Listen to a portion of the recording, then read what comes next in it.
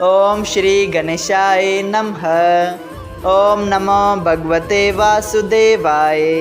हरे कृष्णा कृष्ण कृष्णा हरे हरे, हरे राम राम हरे हरे। तव्हां सभिनी हरि भक्तन के नमस्ते। प्यारा भक्तों, हे कथा पाण गुरु कृपा से हासिल करे रहा आयूं। श्री गणपति सरस्वती जो दरे ध्यान करियां थो मां भागवत महापुराण जो बयान, जंहिंमें व्यासदेव ऐं श्री सुखदेव जी कयो आहे श्री कृष्ण लीला जो गुणगान। सभई चओ जय भागवतम महापुराण। प्यारा भक्तों, अज पाण श्रीमद भागवत महापुराण साहिब जो नाव स्कंद शुरू करे रहा आयूं। जीव जा बुद्धि ऐं मन जॾहिं थियनि निष्पाप, त जीव ऐं शिव जो मिलन थिए थो आपो आप। प्यारा भक्तों, श्रीमद भागवत महापुराण साहिब जे नाए स्कंद जो नालो आहे सूर्यवंशी ऐं चंद्रवंशी राजाउनि जी कथा, जंहिंमें कुल 24 अध्याय आहिनि। अॼु पाण श्रीमद भागवत महापुराण साहिब जे नाए स्कंद जो पहिरियों अध्याय शुरू करे रहा आयूं, जंहिंजो नालो आहे कथा श्राद्ध देव मनुअ जी। राजा परीक्षित श्री सुखदेव जी के चयो त, हे स्वामी, मूं सभिनी मनवंतरनि जी कथा तव्हां जे वाता ॿुधी ऐं राजा सत्यव्रत जो हाल, जंहिंखे मत्स्य रूप भगवान ज्ञान सेखारियो हो, सो बि ॿुधी ॾाढो ख़ुशि थियसि। हाणे मां इहो ॿुधणु थो चाहियां त कहिड़े राजा कहिड़े मनवंतर में राज कयो। हाणे कृपया श्राद्ध देव मनु सूरज जे पुट जी संतान जी कथा विस्तार सां ॿुधायो। इहा ॻाल्हि राजा परीक्षित जी ॿुधी श्री सुखदेव जी चयो त, हे राजा, विस्तार सां इन जो हाल किन सवन वरियनि में बि थी नथो सघे, तंहिं करे मां मुख़्तसिर उन्हनि जी कथा ॿुधायां थो। जॾहिं महाप्रलय थी दुनिया जे चौगिर्द पाणी थी वियो ऐं फ़क़ति नारायण जी क़ाइमु रहियो, तॾहिं संदसि इच्छा थी त जगत पैदा करे पंहिंजो रूप पाण ॾिसां। तॾहिं हिकिड़ो कंवल जो गुल श्री नारायण जी धुन मां पैदा थियो, जंहिं मां श्री ब्रह्मा जी पैदा थियो।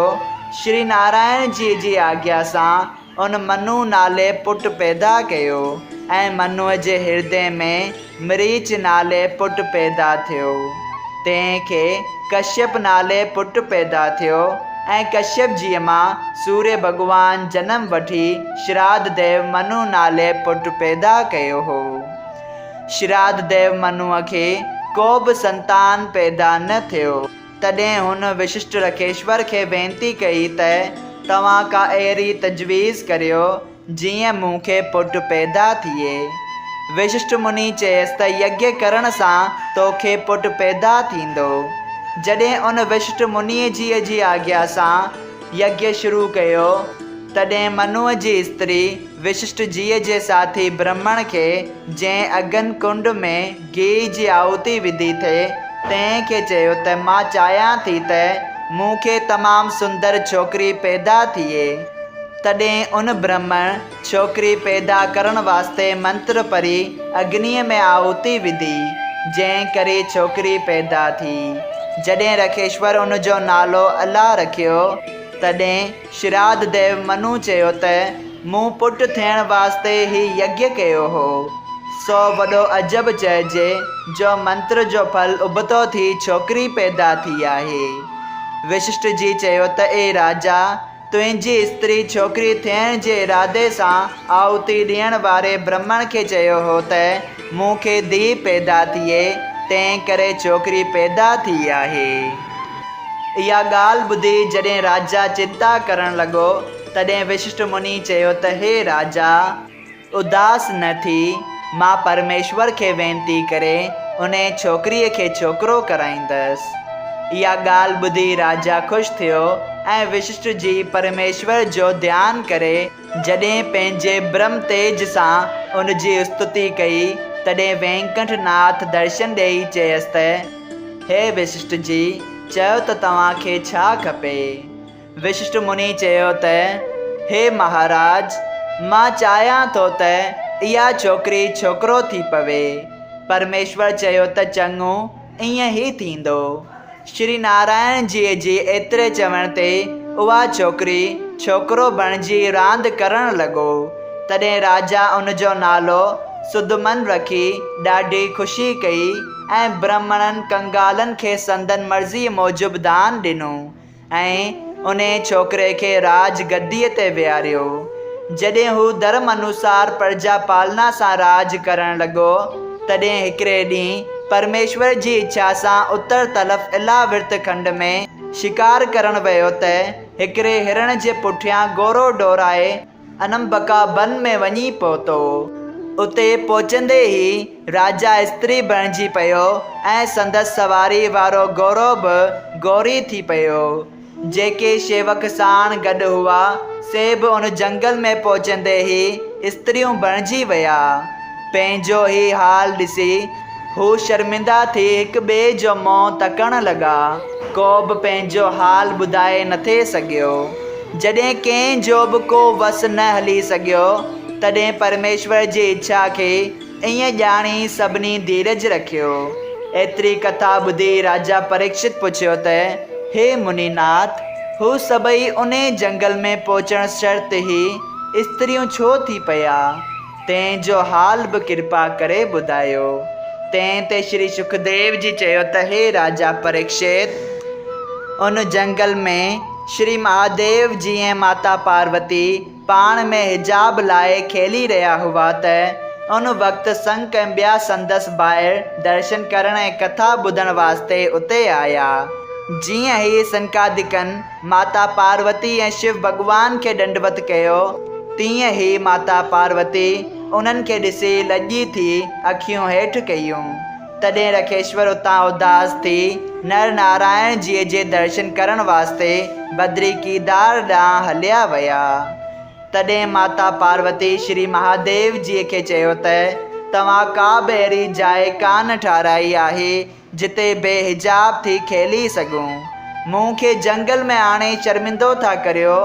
अॼु जेके थी गुज़रियो तंहिंजी शर्म खां कीअं मां पंहिंजो मुंहुं कंहिंखे ॾेखारे सघंदसि। इहो ॿुधी श्री महादेव जी चयो त ए प्राण प्यारी, तूं उदास न थी। मां हिन जंगल खे अहिड़ो श्राप थो ॾियां जो अॼु खां जेको देवता या दैत या आदमी या जानवर वग़ैरह हिन जंगल में ईंदो सो मादी बणिजी पवंदो। तंहिं करे राजा ऐं संदसि शेवक स्त्रियूं बणिजी पिया।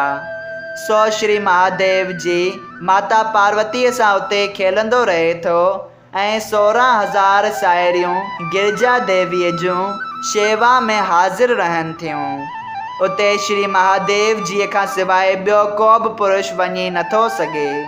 जॾहिं राजा सुदमन स्त्री थियण करे शर्म खां पंहिंजे घर न वञी पंहिंजे साथियुनि समेत व्याकुल थी उन जंगल में चौधारी घुमण लॻो, उन जंगल जे ॾखण वारे हद ते चंद्रमा जे पुट बुद्धदेव जी वेठे तप कयो। जॾहिं ओचितो राजा सुदमन स्त्री रूप थी घुमंदो उन हंधि वञी निकितो ऐं बुद्ध तपस्वी थियण ते बि उन जे रूप ते मोहिजी पियो ऐं सुदमन स्त्री रूप जो मनु बि उन ते हरखिजी पियो। तॾहिं ॿिन्ही पाण में गंधर्व विहांउ कयो ऐं उते रही भोग विलास करण लॻा। जॾहिं बुद्धदेव जीअ जी आज्ञा मूजिबि सुदमन जा साथी से जबल ते चढ़ी विया, तॾहिं गंधर्वन उन्हनि खे स्त्रियूं ॾिसी पंहिंजे पंहिंजे लोकनि ॾांहुं खणी विया। सभई चओ जय श्री कृष्ण। श्रीमद् भागवत महापुराण साहिब जे 9 स्कंद जे पहिरें अध्याय जो पहिरियों भाग संपूर्ण थियो। अगरि तव्हां सभिनी हरि भक्तनि खे हिन कथा मां लाभ हासिल थियो हुजे त कृपया हिन कथा खे ॿियनि हरि भक्तनि सां शेयर कजो त उन्हनि जो बि भलो थिए ऐं तव्हांजो बि भलो थिए। सभई चओ जय सिया राम। राधे राधे।